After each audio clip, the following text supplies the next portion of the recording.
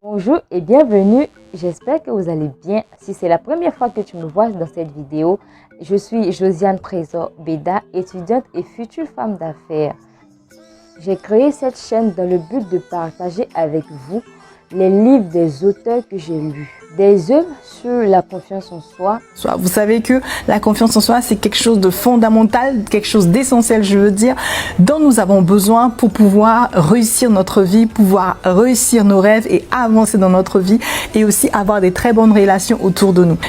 Le marketing digital, la communication, le personal branding. Personal branding, c'est littéralement en anglais, ça veut dire créer et gérer sa marque personnelle. C'est de permettre à l'individu de réfléchir sur son identité professionnelle et d'être capable de communiquer quand on lui pose la question de se présenter, d'être capable de communiquer sur ses aptitudes métiers, ses expertises, ses compétences, ses valeurs, ses qualités humaines, ses réussites, bref, ce qu'on pourrait appeler ses talents. Le personal branding, c'est une démarche en 3 parties. La première partie, c'est une démarche de connaissance de soi, c'est mieux se connaître. C'est un peu une introspection où on va essayer de découvrir nos valeurs, nos passions. Et à partir de la définition de notre identité professionnelle, on va être ensuite capable de partir dans une deuxième partie, la deuxième partie du personal branding, qui consiste à mieux se faire connaître. Donc mieux se connaître et ensuite mieux se faire connaître.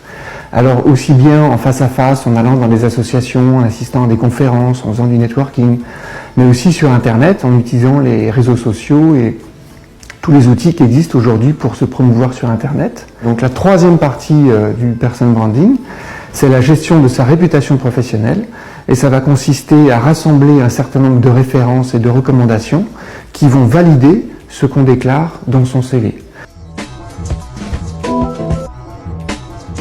Être visible, c'est prendre en main son destin numérique.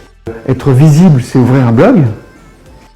Être visible, c'est acheter un nom de domaine avec son prénom et son nom, et à ouvrir des profils sur LinkedIn, sur Viadeo, avoir un CV en ligne éventuellement si on est en recherche d'emploi, maîtriser le message qu'on veut envoyer sur son identité, sur l'entrepreneuriat et pour finir, sur l'argent.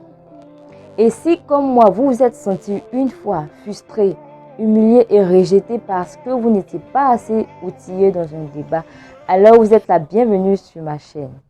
Si vous avez aimé cette vidéo, n'oubliez pas de vous abonner et de la liker. Que la lecture soit votre compagnon de tous les jours. On se retrouve chaque semaine pour de nouvelles vidéos. Merci.